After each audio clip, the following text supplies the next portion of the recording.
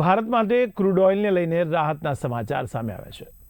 તો રશિયા પાસેથી મોટી માત્રામાં ક્રૂડ ઓઇલની ખરીદી કરવામાં આવશે તેવું સૂત્રો દ્વારા જણાવવામાં આવ્યું છે. ત્યારે હાલ દેશમાં ક્રૂડ ઓઇલની કોઈ જ અછત નથી તેવું પણ સૂત્રો દ્વારા જણાવાયું છે. ત્યારે ભવિષ્યમાં પણ કોઈ અછત નહીં થાય તેવો પણ વિશ્વાસ વ્યક્ત કરવામાં આવી રહ્યો છે. તો વૈશ્વિક તણાવ વચ્ચે પણ ભારત પાસે પૂરતો પુરવઠો છે તેવું સૂત્રો દ્વારા જણાવવામાં આવ્યું છે. ત્યારે ભારત માટે ક્રૂડ ઓઇલને લઈને રાહતના સમાચાર સામે આવ્યા છે. તો રશિયા પાસેથી મોટી માત્રામાં ક્રૂડ ઓઇલની ખરીદી કરવામાં આવશે. ત્યારે હાલમાં પણ દેશમાં ક્રૂડ ઓઇલની કોઈ જ અછત નથી. તમારા એસોસિએટ એડિટર ઉમંગ સોની જોડાયા છે ફોન લાઈનથી. જી ઉમંગભાઈ, હાલ દેશમાં ક્રૂડ ઓઇલની કોઈ અછત નથી તેવું સૂત્રો દ્વારા જણાવવામાં આવી રહ્યું છે, તેને લઈને આપ શું કહેશો? જયેશભાઈ, તમને જણાવી દઉં કે ભારત પાસે 74 દિવસ રિઝર્વ રહે એટલું ક્રૂડ પેટ્રોલ ઓઇલ આપણી પાસે છે એવું માહિતગાર સૂત્રો દ્વારા જાણવા મળ્યું છે.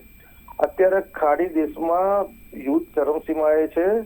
ઈરાન, અમેરિકા, ઇઝરાયલ અને ખાતી દેશો ઉપર મિસાઇલ છોડી રહ્યું છે. અમેરિકાના જે નૌકા બેઝ છે એના પર મિસાઇલો છોડી રહ્યું છે. આ તરફ ઇઝરાયલ અને અમેરિકા ઈરાનની અંદર ભયંકર મિસાઇલ સવારો ચલાવી રહ્યું છે. એવા સંજોગોમાં સ્વાભાવિક છે કે તેલની અછત વર્તાય એવા એંધાણ હોય છે. પરંતુ આજે વર્ષોથી જે ભારતનું ખાસ મિત્ર તરીકે રશિયા રહ્યું છે, રશિયા આપણને મોટી પ્રમાણની સંખ્યામાં ક્રૂડ ઓઇલ આપવાની તૈયારી બતાવી છે અને અમેરિકાએ પણ એના માટે સહમતિ દર્શાવી છે.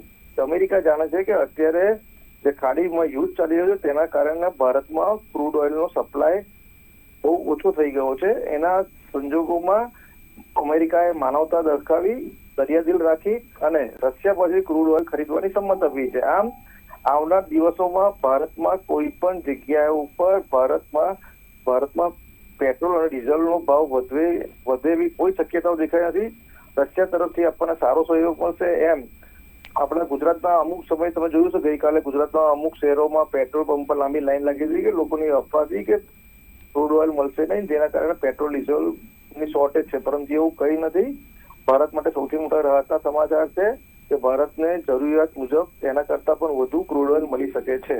જયેશભાઈ જી, તો મોરબીમાંથી પણ એવા સમાચાર આવ્યા છે કે પ્રોપેન ગેસની ખાસ કરીને અછત થઈ છે, તો તેના માટે થઈને કોઈ વ્યવસ્થા કરવામાં આવી છે ખરા? હા, હું તમને જણાવી દઉં કે જે ગેસ લાઈન ગેસની પાઇપલાઇન છે એ દરિયામાં થઈ અને ગુજરાતમાં પ્રવેશે છે.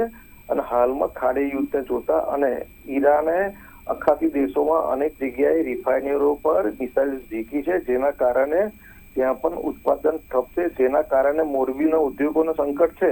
પરંતુ આ સંકટ લાવવું નહીં શકે. અમેરિકાએ આજે કીધું છે કે અમે ટૂંક સમયમાં યુદ્ધ જે છે એના માટે વાતચીત ઈરાન તરફથી મળી છે, પણ એમની એક જ શરત છે કે અમેરિકામાં જે ઈરાનની અંદર જે સર્વોચ્ચ નેતાની ચૂંટણી થાય એ અમેરિકાની દખલગીરી હોય અને અમેરિકા જેને પસંદ કરે એને રાખો. આમ સ્વાભાવિક છે કે ઈરાને લાંબો સમયથી યુદ્ધમાં ટકી રહેવું મુશ્કેલ બાબત છે.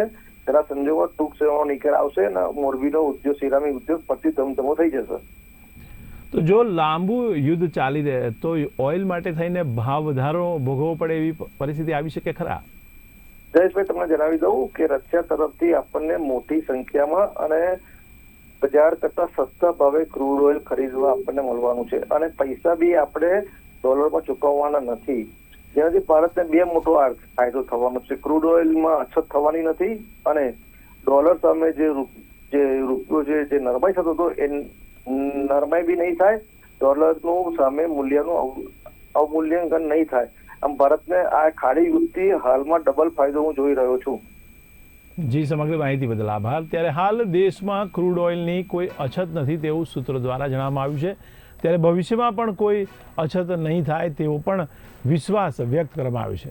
તો વૈશ્વિક તણાવ વચ્ચે પણ ભારત પાસે પૂરતો પુરવઠો હોવાનું સૂત્રો દ્વારા જણાવવામાં આવ્યું છે.